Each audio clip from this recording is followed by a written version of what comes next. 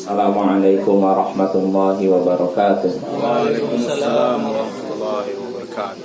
Alhamdulillahil aliyyil arfaqi wa jami'il asya'i wal mufarriqi di ni'amil wasi'atil wazirah wal hikamil bahiratil kathirah.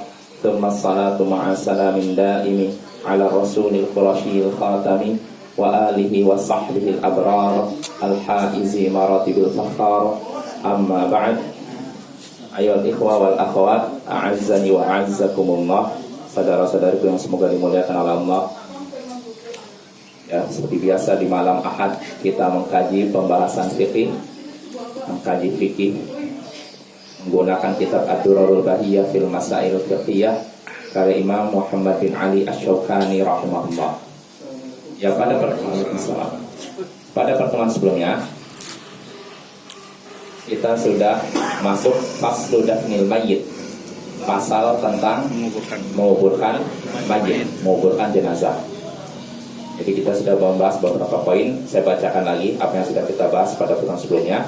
Kata Imam Asy-Syaukani rahimahullah, wa yajibu dafnil mayyit wa yajibu dafnul mayyiti fi hufratin tamna'uhu minas sibai. Wajib menguburkan mayit di dalam lubang yang menghalanginya dari hewan buas. Wajib menguburkan mayit dalam lubang yang menghalanginya dari hewan buas. Artinya lubangnya harus dalam. Ya, karena kalau misalkan tidak dalam masih bisa digali oleh hewan buas. Yang pertama. Yang kedua, wala ba'sa bid-dharhi wal lahdu aula. Tidak mengapa menguburkan mayit di dharh, cekungan, lubang cekungan di tengah. Jadi ini lubang kuburan di tengahnya. Ini boleh, tapi yang lebih afdol ada lahat. Lahat yang sebelah kanannya. Yang arah kiblat, ke arah kiblat. Nah ini, jadi kalau kita menguburkan di tengahnya boleh, tapi yang lebih afdolnya di lahat, ya sebelah sini, sebelah sisi kuburan.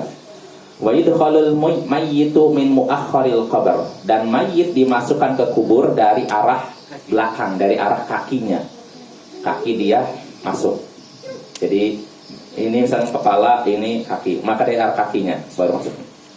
Ini yang sunnah berdasarkan hadis yang sudah kita bahas. Lalu berikutnya yang sudah dibahas, wa yudha'u 'ala janbil aymani mustaqbilan. Mayit diletakkan di sebelah kanannya, bagian kanan tubuhnya menghadap kiblat. Dan ini kata Imam Ibnu Hazm, ini adalah kebiasaan kaum muslimin sejak zaman Rasulullah sampai hari ini. Sampai zamannya. Itu sampai zamannya Ibnu Hazm. Ya ini, dan kata Imam ini Asy-Syaukani, la na'lau fi khilaf. Kami tidak mengetahui adanya perbedaan pendapat di antara ulama masalah ini. Artinya sepakat para ulama memang begitulah posisi mayit ketika dikubur, yaitu dia menghadap kiblat dan dibaringkan sebelah kanan tubuhnya. Jadi tidak terlentang mungkin, tapi begini.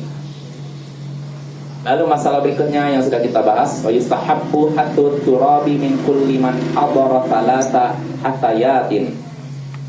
Bagi orang yang menghadiri penguburan mayit, bagi orang yang menghadiri penguburan jenazah, disukai, dianjurkan menaburkan tiga kali, menaburkan tanah dengan 3 kali cakupan. 1, 2, 3. Dan dalam hadis Rasulullah SAW menaburkannya di arah kepalanya, kepala si mayit. Nah ini termasuk sunnah, ya. Lalu pembahasan berikutnya yang sudah kita bahas, ini yang terakhir kalau tidak salah. Wala yurfa'ul qabru ziyadatan ala shibrin. Kubur dan makam tidak ditinggikan melebihi 1 jengkal. Jadi kubur dan mayit, kubur dan atau makam itu tidak ditinggikan melebihi 1 jengkal. Sebagaimana itulah kubur Rasulullah SAW. Ya. Ini kan ya? Ini jengkal segini Pak. Jadi kalau tingginya berapa senti kira-kira? Berapa? 20 senti. Ya itulah kuburan. Jadi kalau seorang menguburkan mayit, tanahnya ditinggikan segini saja, tidak lebih. Ya, jadi itulah yang petunjuk dari Rasulullah SAW Sebagaimana Jabir bin Abdullah pernah menyebutkan, wa rufi'a Rasulullah SAW, kubur Rasulullah SAW ditinggikan dari tanahnya setinggi 1 jengkal. Itu aja 1 jengkal, tidak lebih. Adapun kalau melebihi 1 jengkal, itu perbuatan yang terlarang. Bahkan Rasulullah SAW memberikan pesan kepada Ali bin Abi Thalib, Allah tada'a timthalan illa tamastah. Janganlah engkau meninggalkan satu pun patung kecuali engkau hancurkan. Jadi Ali bin Abi Thalib dapat pesan, kalau engkau menemukan patung, hancurkan, jangan dibiarkan. Wala qabran musyrifan illa sawaita. Suaranya jelas bahwa atau pecah? Tidak ya. Dan janganlah engkau meninggalkan satu pun kubur yang meninggi, makam yang meninggi, kecuali engkau ratakan. Nah, jadi dari sini nggak boleh yang namanya kubur itu ditinggikan dengan apa, mungkin di semen atau dibikin marmer seperti seakan-akan di rumah sendiri, ya dibikin indah, itu nggak boleh. Itu bukan kubur seorang muslim. Kalau kubur orang kafir silakan aja, bukan urusan kita kan. Ya, tapi yang kita bicarakan yaitu kubur seorang muslim, jangan ditinggikan, ya melebihi itu. Artinya gini bahwa kalau kuburnya kan ketika dikuburkan tanahnya segini kan, tapi lama-kelamaan kan akhirnya gimana? Kan turun kan? Ya sudah, nggak usah tambah lagi. Cukup sebagai tanda, kasih ini aja batu di arah kepala untuk tahu, oh ini ada kuburan. Jelas Bapak-Bapak ya. Jadi nggak perlu ditambah dan nggak perlu disemen, dikapuri dan nggak perlu ya. Karena itu tempat sementara ya. Nah, saat-saat kan kita semua dibangkitkan di hari kiamat nanti ya. Itu tempat singgah kubur itu, untuk apa? Diperbagus. Ya, adapun istilahnya kewajiban kita terhadap mayit, pokoknya kalau kita sudah memandikan, mengafani, menyolatkan, menguburkan, selesai. Sudah selesai kewajiban kita terhadap mayit. Jadi tidak perlu lagi dibeginikan dan begitukan. Jelas Bapak-Bapak? Ya, jadi itu ya. Jadi kubur itu tidak boleh ditinggikan melebihi 1 jengkal. Ya, adapun lebih dari itu terlarang. Wa ziyaratu lil mauti wa ziyaratu lil mauta masyru'atun. Ziarah orang-orang meninggal atau ziarah kubur istilahnya, itu perbuatan yang disyariatkan. Nah, inilah Bapak yang keterangan dari Imam Asy-Syaukani dan dari para ulama lain. Tidak ada satupun ulama yang menyatakan ziarah kubur bid'ah. Karena ada lagi katanya orang-orang Wahabi ini mengharamkan ziarah kubur. Nah, ini kita bahas. Ziarah kubur itu disyariatkan tidak? Disyariatkan, disunahkan. Cuma yang terlarang itu yang ada embel-embel tambahan ini dan tambahan itu. Adapun ziarah kubur, sekedar ziarah kubur, itu diperbolehkan. Bahkan Nabi SAW pernah disebutkan dalam Sahih Muslim, walaupun kuburnya kubur orang kafir, kalau memang tujuannya untuk mengingat kematian, boleh. Contohnya Nabi SAW, beliau ziarah ke kubur ibunya. Ketika beliau ziarah kubur bersama para sahabatnya, beliau nangis. Dan para sahabat menyaksikan Nabi nangis, ikut nangis. Lalu para sahabat bertanya, kenapa kau nangis wahai Rasulullah? Maka kata Rasulullah SAW, ista'dzantu rabbi fi an astaghfirulaha falam yu'dzanli. Aku memohon kepada Allah agar mengampuni ibuku. Aku minta izin kepada Allah agar bisa mohon ampun untuk ibuku, namun Allah tidak mengizinkanku. Kenapa kira-kira? Ya, karena Muslim ya. Aku memohon izin kepada Allah agar diizinkan meminta ampun untuk ibuku, namun Allah tidak mengizinkanku. Wasta'dzantuhu fi an azura qabraha fa'adzinali. Namun lalu aku pun karena nggak diizinkan memohon ampun untuk ibunya, maka aku pun meminta izin kepada Allah untuk bisa mengunjungi kuburnya, menziarahi kuburnya, lalu Allah pun mengizinkanku. Lalu setelah itu Rasulullah pun bersabda, fazurul kubur, ziarahilah kubur, fa innaha tudzakirukumul maut, karena ziarah kubur itu akan mengingatkan kalian tentang kematian, mengingatkan kita akan kematian. Inilah inti dari ziarah kubur, yaitu mengingatkan mati dan juga supaya kita mendoakan penghuni kubur kalau memang dia Muslim. Jadi kalau penghuni kuburnya kafir, bukan untuk mendoakan, sekedar untuk mengingat kematian. Nah itu bapak-bapak ya. Inilah fungsi ziarah kubur, dan ziarah kubur disyariatkan. Dulu memang dilarang. Disebutkan hadis lain, kuntu nahaituhum an ziyaratil kubur. Dulu aku melarang kalian dari ziarah kubur. Fazurul kubur. Maka sekarang ziarahilah kubur. Dulu dilarang oleh Nabi ziarah kubur. Namun setelah itu Nabi memerintahkan. Pertanyaannya, kenapa dulu dilarang ziarah kubur?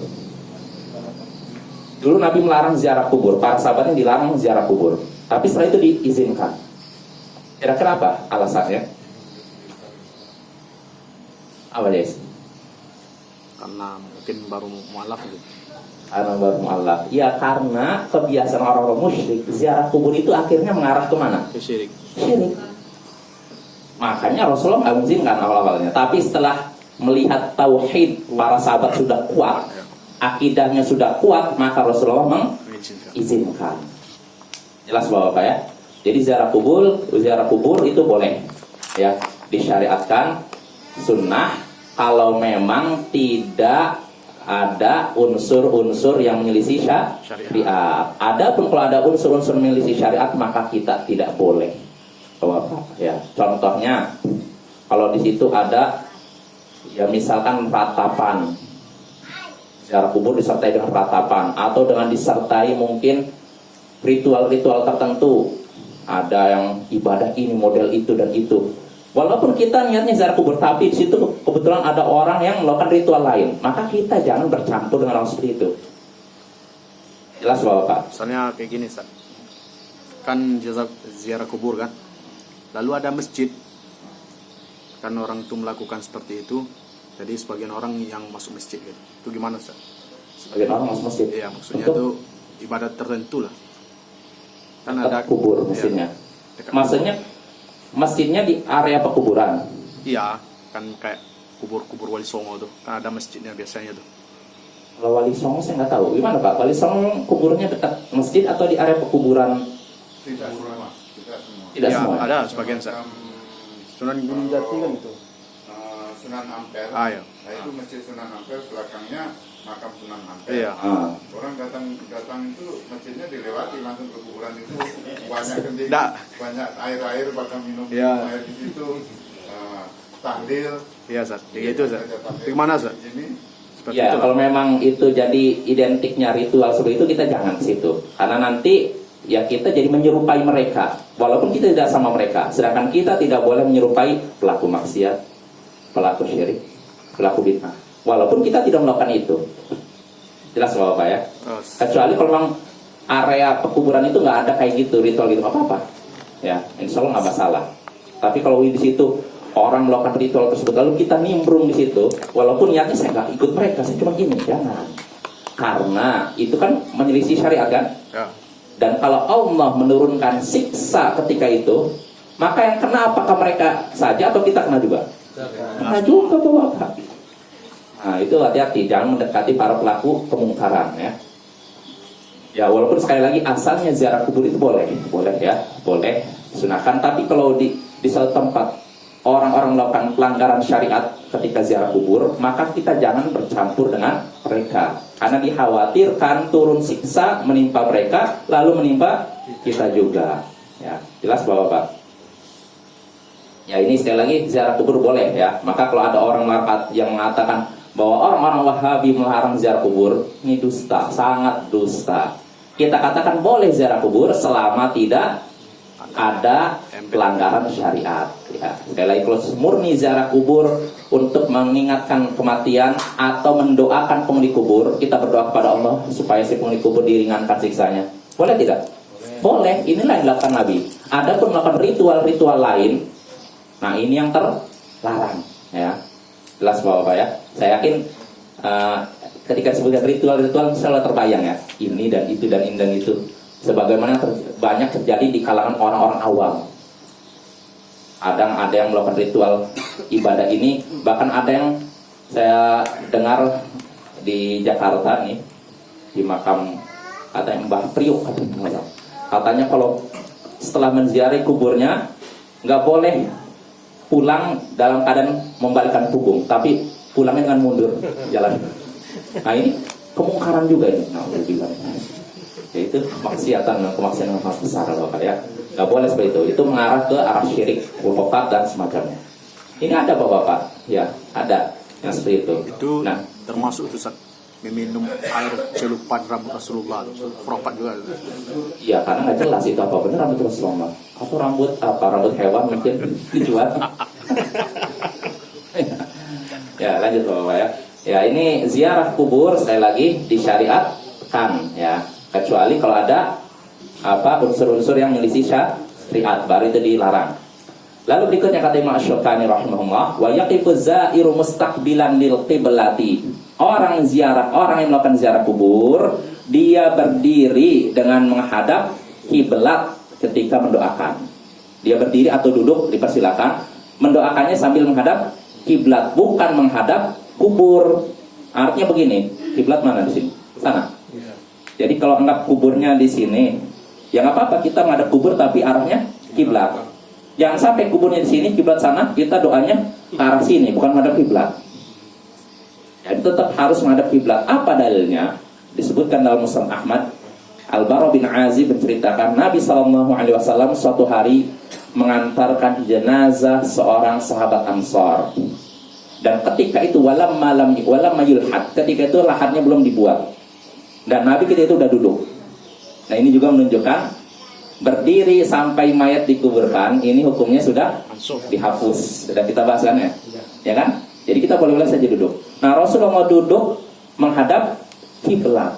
Lalu setelah itu berkata kepada para sahabat, menceritakan tentang apa? Fitnah kubur, lalu nyuruh para sahabat untuk berdoa untuk dilindungi dari.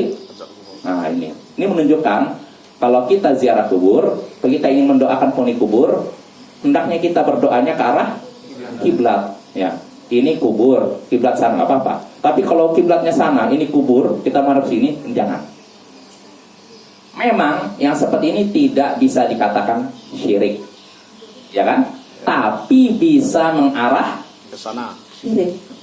Apalagi kalau yang melakukannya orang yang berilmu dan yang melihatnya orang awam. Lihat itu kok kiblatnya ke sana tapi dia menghadap sana. Oh, berarti ada keistimewaan kali. Kalau doanya ke arah kubur ada keistimewaan. Nah, ini bahaya. Makanya ini harus pintu menuju syirik harus ditutup Bapak-bapak ya. Jelas Bapak-bapak? Jelas Ibu-ibu ya? Jadi ya. Kalau kita mengantar mayat ke kuburan itu, Ustaz, kita kadang orang berlingkaran nengok ke situ doang, baru berdoa lagi kan, nggak ada kiblat di Ustaz. Ada yang ngadap kiblat, yang ngadap kiblat, yang ngadap sini juga. Nggak seluruhnya ngadap kiblat Ustaz. Gak bersama tuh. Melingkari kuburan.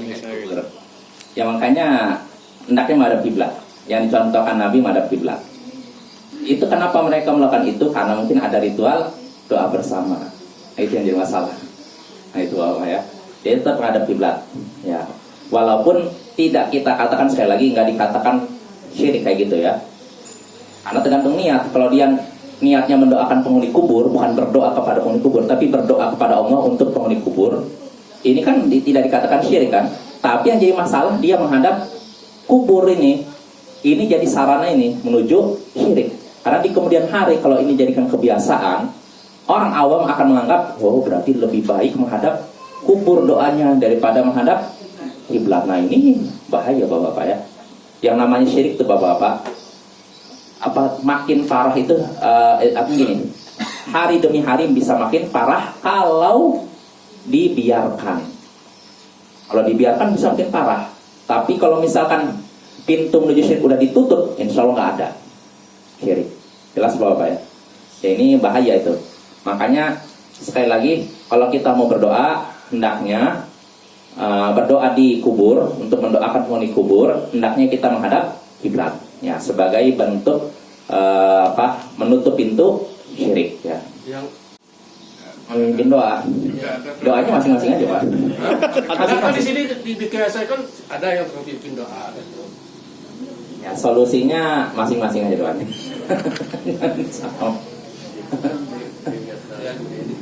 Ya kita lanjut. Ya, jadi itu hendaknya orang berziarah kubur berdiri menghadap kiblat ketika mendoakan penghuni kubur. Lalu berikutnya kata Imam Asy-Syaukani wa yahrumu ittikhadil quburi masajida. Nah, ini penting juga nih. Diharamkan menjadikan kubur sebagai masjid, tempat ibadah, tempat sholat. Nah, ini diharamkan berdasarkan hadis yang sangat banyak, ya. Hadis dalam Sahih Bukhari dan lain-lain. Di antaranya ketika Nabi SAW hendak meninggal dunia, ketika udah tampak sakaratul maut, Rasulullah menutupkan wajah beliau dengan kain. Lalu ketika dulu sikap lagi, terasa sudah sesak napas beliau. Dalam kondisi yang kritis seperti itu, tiba-tiba terlontar dari mulut beliau, la'natullahi 'alal yahudi wan nasara ittakhadhu qubur anbiya'ihim masajid. Semoga laknat Allah tertimpa kepada orang-orang Yahudi dan Nasara. Kenapa? Mereka menjadikan kubur-kubur nabi mereka sebagai tempat ibadah. Semoga Allah memberikan laknat kepada orang-orang Yahudi dan Nasara. Mereka sudah menjadikan kubur-kubur nabi mereka sebagai tempat ibadah. Sebagai tempat ibadah maksudnya apa? Ya ditunjuk di ini, lalu ibadah di situ. Ibadahnya pertama kepada siapa? Allah, saya yakin. Tapi di kemudian hari akhirnya berubah ke situ. Nah, itu pintu menuju apa? Syirik. Makanya Nabi menyatakan semoga laknat Allah tertimpa kepada orang-orang Yahudi dan Nasara. Ini menunjukkan perbuatan tersebut dosa atau tidak? Dosa kecil atau dosa besar? Besar. Kalau suatu perbuatan dikatakan semoga dapat laknat, artinya dosanya besar. Maka nggak boleh kita menjadikan kubur sebagai masjid, tempat ibadah, sholat dan semacamnya sih. Karena ini pintu menuju syirik. Ya nggak boleh ya. Dan kita menjadikan kubur sebagai masjid nggak mesti dibuat bangunan masjid. Kalau dibuat bangunan masjid jelas itu haram. Ya. Tapi yang dimaksud menjadikan kubur sebagai masjid, diantaranya sholat di samping kubur. Ini sudah dianggap menjadikan kubur sebagai masjid. Ada tidak Bapak-Bapak? Itikaf di sana juga ada. Dan ini bukan cuma di Indonesia, di beberapa negara Timur Tengah, kecuali alhamdulillah di Arab Saudi. Allah jaga. Kalau itikaf di sana tuh sama, itikaf dekat kubur.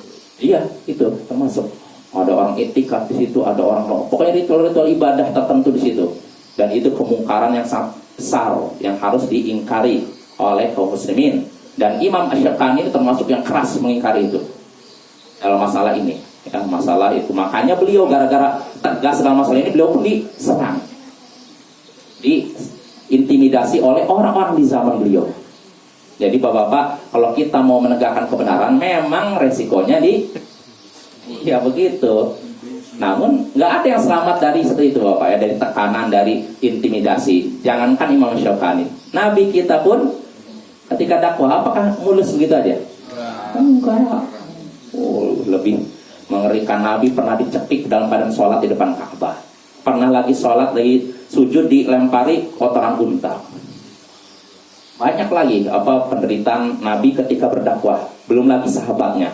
Kalau Nabi masih dibackingi Abu Thalib dan beberapa ini kabilahnya. Tapi para sahabatnya yang lemah terutama, yang nggak punya kedudukan seperti Bilal, Ammar, wah itu lebih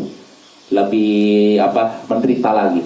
Ya itu ya. Jadi dalam berdakwah menyampaikan kebenaran, kita harus sadar pasti kita akan menghadapi rintangan dan tantangan. Tinggal sikap kita saja, apakah kita mau bersabar atau tidak. Nah ini kembali kepada kita. Kalau di Jawa itu banyak masjid, tapi di belakang, di depannya itu di luar itu kubur ya, semacam di Masjid Sunan Ampel. Itu ada, kalau di Pasuruan itu Kiai Hamid, itu belakangnya tuh kubur. Iya. Jadi kan diziarahi orang 24 jam. Terus itu sekarang masalahnya yang masjidnya yang dipakai ibadah itu bagaimana? Masjidnya, jadi apakah salat di masjid yang di balik mihrabnya ada kubur gitu Pak ya? Nah itu ada beda pendapat di antara para ulama, apakah itu termasuk yang terlarang atau tidak. Kalau pendapat Syekh Al-Albani nggak boleh, walaupun ada tembok mihrab. Sedangkan pendapat Syekh Mukbil boleh karena udah ada tembok. Ya, pendapat yang hati-hati sebaiknya cari masjid lain kalau memang masih ada. Tapi kalau memang nggak ada lagi masjid kecuali itu, ya gimana lagi? Ya Allah alam ya. Karena sebagai bentuk hati-hatian Bapak ya, karena ada larangan dari Nabi, la tusallu ilal kubur, jangan sholat menghadap kubur. Nah, di antaranya itu kan di balik mihrab ada kubur. Dan ini juga sekali lagi yang seperti ini banyak tersebar di negeri-negeri kaum muslimin dan akhirnya menjadi apa? Tempat apa? Syirik akhirnya. Apalagi kalau makamnya itu punya nama, wali ini, sunan ini, wah udah rusak sekali. Ya. Orang biasa saja bisa dijadikan tempat syirik, makam biasa nih orang biasa, apalagi makamnya Wali. para wali dan sunan semacamnya katanya. Nah ini sebaiknya kalau kita ada masjid lain, cari yang lain Pak. Jadi kalau masjidnya itu kuburnya itu di luar mihrab, itu ada beda pendapat Pak. Tapi kalau yang di dalam masjid, pendapat yang kuat tidak sah. Seperti masjid Kufah, di situ ada makam Ali bin Abi Thalib, lalu di situ ada masjid.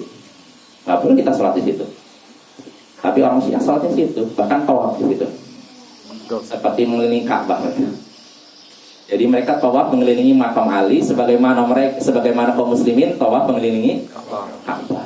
Ini syirik yang luar biasa. Nah, ini terjadi pada orang Syiah dan banyak syirik terkait kubur ini terjadi pada orang Syiah. Selain orang-orang Sufi ya, orang Syiah juga.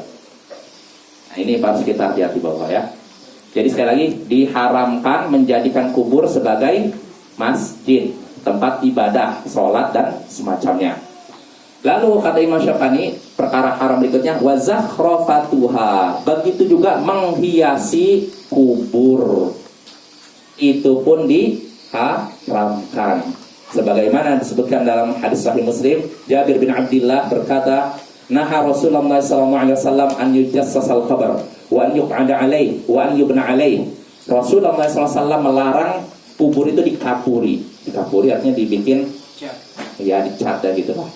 Dan diduduki dan dibuat bangunan di atasnya. Dalam riwayat Tirmidzi disebutkan wa an yuktaba alaih, dan diberikan tulisan-tulisan gitu. Innalillahi wa inna ilaihi raji'un, almarhum ini nama lahir tanggal segini, wafat tanggal segini. Apa itu? Kayak lagi. Loh, bagaimana ini udah tersebar di tengah kaum muslimin? Tersebarnya suatu perbuatan dan banyak yang melakukannya bukan berarti amalan tersebut benar. Karena kebenaran itu diukur dengan dalil, bukan dengan kebiasaan masyarakat udah begini. Nah, ya. Kalau memang kebiasaan masyarakat bertentangan dengan syariat, kita tolak. Tapi kalau kebiasaan masyarakat sesuai dengan syariat, kita terima, kita praktekkan. Ya, jadi Bapak jangan dihiasi masjid ya, jangan dibuat bangunan atau dibikin mungkin seperti kelambu kah, di situ ada lampu. Jangan ya. Seperti kuburan-kuburan para pembesar-pembesar di mana? Di Indonesia diantaranya. Kalau Bapak lihat para pembesar kita yang sudah meninggal, kuburnya di biasa. Ini pembongkaran besar. Tapi kalau Bapak lihat pembesar-pembesar Saudi, sama. Masya Allah, dengan rakyat sama aja, nggak ada yang beda. Mana bedanya? Nggak ada dikapuri, nggak dibikin marmer, nggak dikasih bangunan, sama aja. Ya. Itulah yang sebenarnya. Kalau kita mau dikubur dengan kuburan sesuai sunnah itu tidak dibikin ini, dibuat bangunan dan semacamnya. Dan itu fenomena yang banyak tersebar di sebagian atau di banyak negeri kaum muslimin, dan itu diingkari keras oleh Imam Asy-Syaukani juga. Makanya gara-gara beliau tegas dalam masalah ini, beliau pun disakiti, ya, diancam dibunuh pula. Ini Imam Asy-Syaukani, dan beliau hidup semasa dengan Syekh Muhammad bin Abdul Wahhab. Makanya beliau termasuk orang yang menyokong ketika dengar di Najd muncul ada dakwah menegakkan tauhid, memberantas syirik, membantah bid'ah. Beliau mendukung juga Imam Asy-Syaukani. Karena beliau kan ada di Yaman, nggak ada di Najd gitu, nggak ada di Arab Saudi, daerah Arab Saudi. Tapi beliau mendukung dakwah tersebut. Ya, itu termasuk perkara yang diharamkan, yaitu menghiasi kubur. Wa tasrijuha, begitu juga memberikan lampu di kubur. Jadi kubur dibuat bangunan gini, mungkin dikasih lampu di atasnya. Nah, ini pun perkara yang terlarang. Disebutkan dalam hadis. Wa la'anallah, nanti dulu. Nah ini. La'anallah za'iratil kubur wal muttakhidina 'alaiha al-masajid was-siraj ya. Allah melaknat wanita yang sering menziarahi kubur dan orang-orang yang menjadikan kubur sebagai tempat ibadah dan juga dipasang, nah itu terlaknat orang seperti itu. Ya, jadi nggak boleh ya. Memang hadisnya diperselisihkan para ulama Bapak, tapi maknanya benar ya, berdasarkan hadis-hadis yang lain. Ya, karena itu termasuk perbuatan boros ya. Ya. Kalau secara umum kuburannya yang diterangi juga nggak boleh. Oh, kuburan boleh. Sekedar untuk masnya ini apa? Jalan ya, Jalan boleh. Tapi maksudnya ini kuburan khusus dikasih kayak apa? Cempor atau apalah gitu. Cempor. Atau semacam. Tapi kubur itu tak ada di dukun sini itu tak. Iya. Kubur wali itu. Kubur wali maksudnya apa? Bayar masuk. Bayarnya? Oh iya. Kemudian Ustaz, orang yang mendoakan orang, misalnya kita mau ziarah kan, jadi ada tukang doanya itu gimana Ustaz? Orang tukang doanya. Ya, nggak bisa lah. Apalagi itu amal soleh, berdoa, mendoakan penghuni kubur kan ibadah kan. Nah ibadah nggak bisa dibayar gitu. Kalaupun misalkan dibayar, nih tetap aja nggak berpahala. Karena dia ibadah niatnya apa? Dibayar. Ya, rugi Bapak ya, udah keluar duit nggak nyampe bulan doanya. Ustaz, Ya. itu tali pocong yang apa tuh perlu dibuka atau di? Oh iya betul. Nah, ini nggak disebutkan oleh Imam Syaukani ya. Ya. Jadi disebutkan dalam Masail Imam Ahmad. Jadi Imam Ahmad punya beberapa fatwa yang dinukil oleh murid-muridnya. Nah, Imam Ahmad suatu hari Abdullah bin Ahmad bin Hambal, anak beliau, ketika itu mengubur saudaranya. Nah, ketika sudah dikuburkan, sudah diletakkan di bawah, tiba-tiba ayahnya Imam Ahmad berkata, buka ininya, tali pocongnya. Maka akhirnya dibuka. Jadi ada nukilan dari Imam Ahmad. Adapun dari hadits Nabi saya belum dapat. Tapi nukilan dari Imam Ahmad, jadi pocongnya talinya dibuka. Ya, dan itu juga yang dinukil oleh Syekh Al-Albani dalam Ahkamul Janaiz. Jadi hendaknya ketika kita menguburkan mayit, ininya dibuka Bapak. Tali pocongnya dibuka. Jelas Bapak? Dibuka aja Ustaz ya. Iya. Kadang ada pendapat mukanya disentuhkan ke tanah. Iya, Iya, ke tanah gitu. Kayak dindingnya itu tuh. Ke tanah. Nggak ada. Saya belum dapat. Ada Ya. yang tanah yang dibuat-buatkan Ustaz. Jadi Oh, nggak ada. Nggak ada. Ya, itu. Jelas Bapak ya. Jadi yang perkara yang diharamkan menjadikan kubur sebagai tempat ibadah, menghiasinya dan memberikan lampu di dalamnya dan di atasnya maksudnya. Wal qu'udu 'alaiha, dan termasuk perkara yang terlarang diharamkan yaitu duduk di atas kubur. Nah, ini banyak yang melanggar masalah ini Bapak. Mungkin karena tidak tahu. Ya, ini perkara yang dilarang dan diharamkan. Duduk di atas kubur, menginjak kubur, berdiri di atas kubur. Sebagaimana hadis tadi dalam Sahih Muslim, Rasulullah sallallahu alaihi wasallam melarang kubur diduduki. Bahkan disebutkan dalam Sahih Muslim hadisnya secara khusus, kata Rasulullah SAW, la an yajlisa rajulun ala jamratin fatuhriqa thiyabahu wa fatakhlusa ila jildihi khairun lahu min an yajlisa ala qabr. Sungguh seandainya seseorang duduk di bara api sehingga terbakarlah pakaiannya dan menembus kulitnya, itu lebih baik daripada dia duduk di atas kubur. Jadi bapak-bapak bayangkan nih, di sini ada bara api. Kita duduk di sini. Kira-kira apa yang terjadi? Terbakar kan celana kita kan? Setelah itu nembus kulit kita kan sampai wah, kesakitan kan? Nah, kata Nabi, seandainya seseorang duduk di atas bara api sehingga terbakarlah pakaiannya dan menembus kulitnya, itu lebih baik daripada duduk di atas kubur seorang muslim. Kubur ini kubur seorang muslim. Bagaimana dengan kafir? Kafir nggak ada kehormatan. Karena disebutkan hadis lain, kubur muslim, kuburan seorang muslim. Tapi ini bukan berarti anjuran. Setelah ini, kita mana lihat kuburan kafir kita injak, jangan. Jangan ya, jangan. Saya katakan boleh, bukan berarti anjuran untuk melakukannya. Nanti ribut lagi. Masalahnya kuburannya itu di pinggiran segini, pas nyaman untuk duduk. Tinggi kan, terus Nah, itulah. banyak kuburan yang pakai semen, pakai marmer. semen, Ah, itulah. marmer itu. Iya, itu nggak boleh. Apalagi kuburan Cina itu untuk Oh, iya. pagi, untuk tidur segala Betul, itu nggak boleh itu. Nah, itu termasuk perkara yang banyak tersebar di banyak negeri kaum muslimin, kecuali sekali lagi di Arab Saudi. Allah masih jaga negeri tersebut, makanya Allah berikan kemakmuran terus-menerus ya. Hikmahnya ya. Ya jadi di sana nggak ada.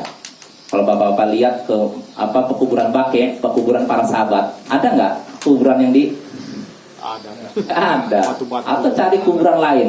Ya jangan itu kuburan raja saja yang di Riyadh, raja Arab Saudi, nggak seperti itu. Seperti gundukan tanah aja dan dikasih batu. Nggak ada namanya. Nggak ada nama, oh ini Raja Fahad lahir segini, wafat segini. Nggak ada. Raja Abdullah sebelum Raja Salman sini, lahir tanggal segini di sini, wafatnya tanggal segini. Ada? Tidak ada. Yang ada cuma batu saja.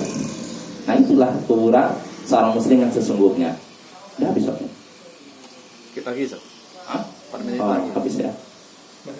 4 menit lagi. 4 menit lagi. Ustaz. Ya mungkin cukup lah. Akhirnya kita ini aja lah. Kalau ada yang tadi belum jelas, bahwa mungkin kita diskusikan atau bagaimana. Karena masih ada 4 permasalahan lagi nih. Kalau mau kita bahas agak panjang materinya. Pertama masalah mencela orang mati. Terus kedua masalah takziah. Lalu ketiga, cuma 3 masalah. Memberi makan kepada keluarga mayit. Ustaz, Ya. kalau di daerah-daerah tertentu itu setelah dikuburkan itu ada khusus untuk mengambil batu-batu, Ustaz. Batu untuk Batu apa? buat kuburan. Itu gimana, Ustaz? Batu untuk kuburan. Batu enggak, karena biasanya kan kalau di batu berhiasan ya. Biasanya kan kalau di kuburan di kampung-kampung tuh ada ditumpukan batu-batu gitu, batu-batu kecil. Kerikil. Oh, untuk tanda. Bukan. Apa? Batu itu kan kadang dibaca kayak Al-Fatihah gitu. Oh, nggak ada itu. Nggak ada itu. Nggak ada ya? Ritual kayak itu nggak ada. Nggak ada dalam hadis. Waktu itu tujuannya supaya rumput-rumput tidak tumbuh. Ya kalau itu mungkin boleh lah. Kalau memang ada maslahat nggak apa-apa. Sekedar untuk tidak tumbuh nggak masalah. Tapi kalau misalkan lebih dari itu nggak boleh.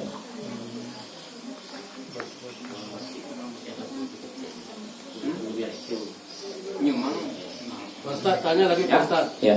tentang mendoa di kuburan tadi Pak Ustaz. Jadi kita mendoa masing-masing. Ya, masing-masing aja. Jadi kalau kita yang belajar kajian ini harus seperti itu kita lakukan. Kalau Iya, benar. yang lainnya bagaimana? Kalau bisa dikasih tahu, kasih tahu. Kalau nggak bisa ya udah. Hah? Kita ratakan. Oh jangan itu fitnah besar. Harakatul ini. Artinya itu bagi yang tahu aja, bagi yang tahu ya sudah praktekkan sendiri-sendiri. Karena kalau untuk berjamaah bersama-sama itu kan butuh dalil. Dan Rasulullah, saya mau nanya, Rasulullah ketika menguburkan para sahabatnya apa? Cuma sekali saja? Berkali-kali. Oh berkali-kali, berpuluh-puluh kali. Tapi tidak ternukil dari Rasulullah bahwa beliau doa bersama. Yang ada dari beliau cuma istaghfiru li akhikum, mohonkanlah ampun untuk saudara kalian, was'alulahu tathbit, dan mohonlah keteguhan untuk dirinya, fa innahul an yus'al, karena dia sekarang sedang ditanya. Itu aja. Jadi tidak ternukil dari Rasulullah. Nggak ada doa Nggak sama ada. pemimpin. Nggak ada.